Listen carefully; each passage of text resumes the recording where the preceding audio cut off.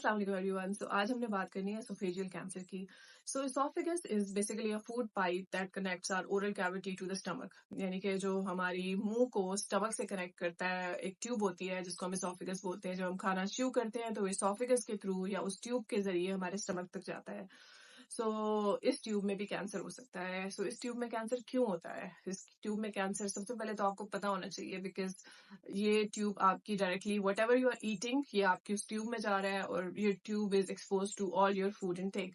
सो सबसे पहले तो हमारी जो डाइट है दैट इज इम्पोर्टेंट, कि हमारी डाइट में जो है वो अगर extremes of temperature of food होंगे, यानी कि बहुत ज्यादा हॉट ड्रिंक्स लेंगे, तो that can pre dispose us to oesophageal cancer.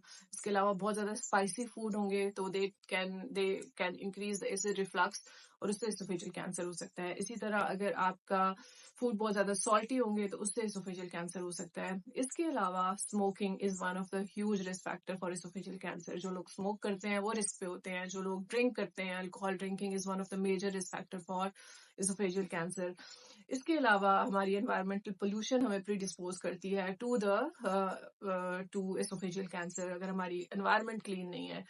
इसके अलावा अगर हमें माइक्रो न्यूट्रिएंट की डेफिशिएंसी है, यानी कि अगर आप मैल नरिश्ड हैं, अगर आपकी बॉडी वीक है और आपके अंदर न्यूट्रिशनल डेफिशिएंसीज हैं, तो that can also pre dispose us to oesophageal cancer. इसमें आयरन डेफिशिएंसी हो सकती है, इसमें मैग्नीशियम हो सकती है, इसमें जिंक हो सकती है। So we have to make sure that we are taking all the ingredients.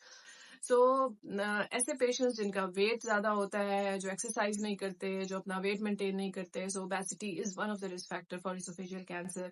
सो आपने नोट किया होगा कि जब भी मैं किसी कैंसर के रिस्क फैक्टर्स की बात करती हूँ तो उसमें स्मोकिंग, अल्कोहल इंटेक और उसमें ओबेसिटी, ये 3 कॉन्स्टेंट्स होते हैं। सो अगर हम इन 3 चीजों को मैनेज कर लें तो हम majority of the cancers, at least 60 to 70% of the cancers को अवॉइड कर सकते हैं। So it is all about leaving the bad habits, keep yourself more active, maintain an ideal, healthy weight, maintain a healthy lifestyle. So esophageal cancer के क्या symptoms हो सकते हैं?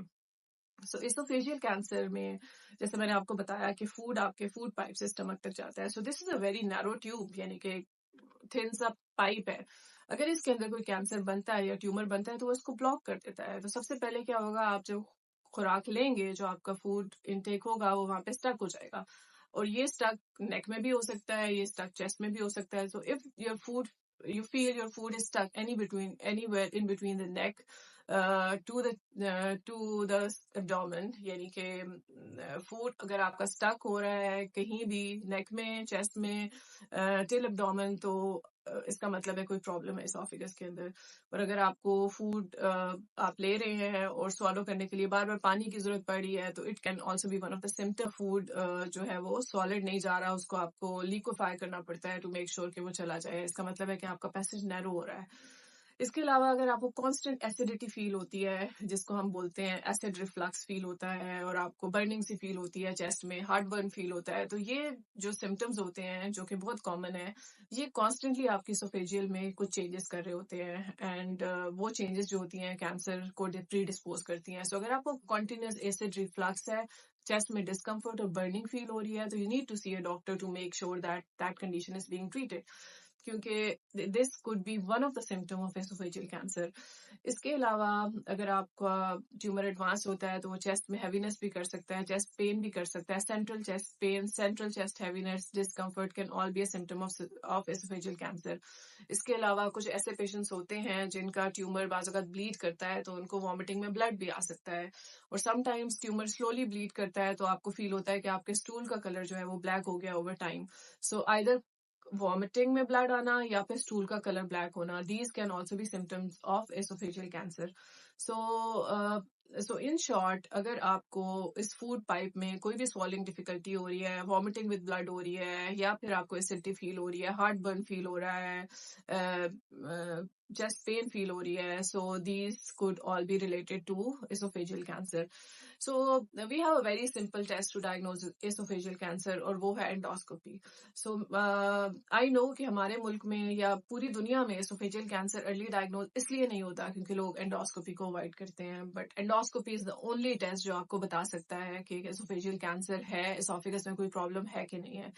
By the time we do CT ٹی اسکینز، اور جو scans ہم کرتے ہیں وہ بہت لیٹ ہو چکا ہوتا ہے. اس وقت تک آپ کا کینسر اتنا گرو کر چکا ہوتا ہے کہ ہمارے ٹریٹمنٹ آپشنز اس طریقے سے سکسیزفل نہیں ہوتے.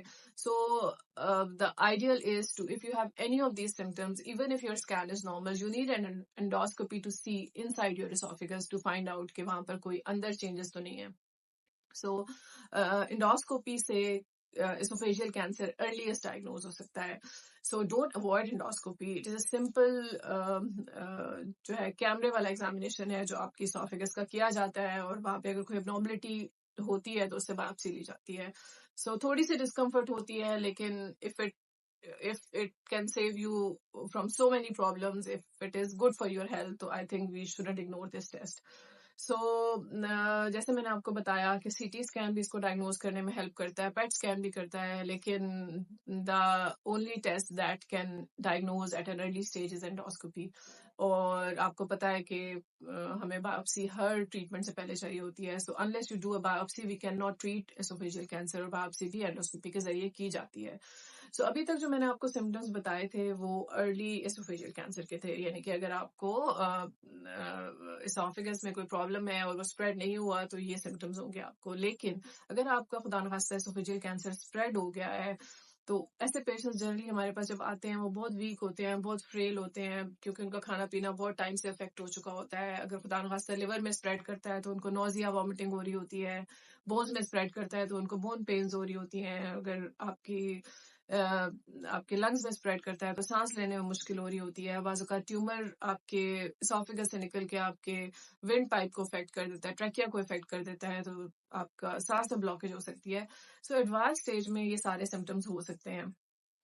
تو جنرلی ایڈوانس اسٹیج میں ہمارا ٹریٹمنٹ بہت ہی انفیکٹو ہوتا ہے. آپ کو یا زیادہ سے زیادہ پیلیٹیو کیموتھراپی دی جا سکتی ہے جو سمٹمز کو بہت کم ٹائم کے لیے کنٹرول کرتی ہے. ریڈیشن دی جا سکتی ہے تاکہ آپ کی سوالنگ کو بہتر بنایا جا سکے. اسٹینٹ ڈالا جا سکتا ہے تاکہ آپ کے فوڈ پائپ کو کھولا جا سکے تاکہ آپ کچھ کھا پی سکیں. So treatment in stage 4 diseases only palliation is to maintain is to help the quality of life, to help the symptoms, to make sure that the patient is able to take some nutrition. So that is why it is so important کہ ہم اس cancer کو early stage پہ diagnose کریں تاکہ ہم ان patients کو cure کر سکیں. سو جب پیشنٹس ہمارے پاس ارلی اسٹیج میں آتے ہیں تو ہمارے پاس ٹریٹمنٹ آپشنز کافی ساری ہوتی ہیں, جس میں سرجری بھی شامل ہے, جس میں ریڈیشن بھی ہے, جس میں کیمو تھراپی بھی ہے, جس میں امیونو تھراپی بھی ہے. ریممبر اسوفیجیل کینسر کا ٹریٹمنٹ کوئی ایک ڈاکٹر نہیں کر سکتا.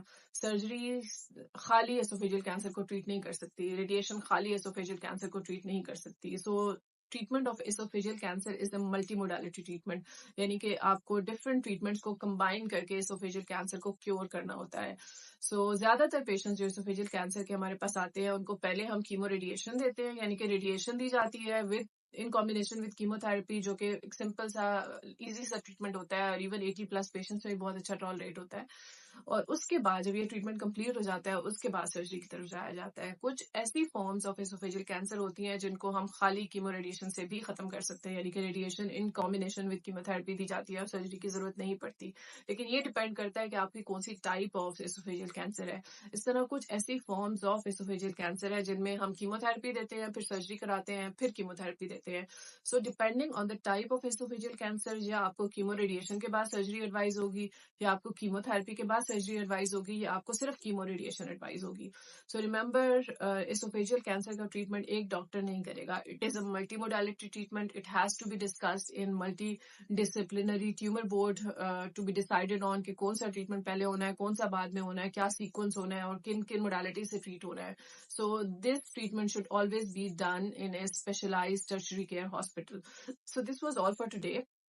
If you have any questions regarding esophageal cancer symptoms, treatment options, you can send me a DM, یا پھر آپ comment سے message کر دیں, and we can discuss more about it. Thank you very much.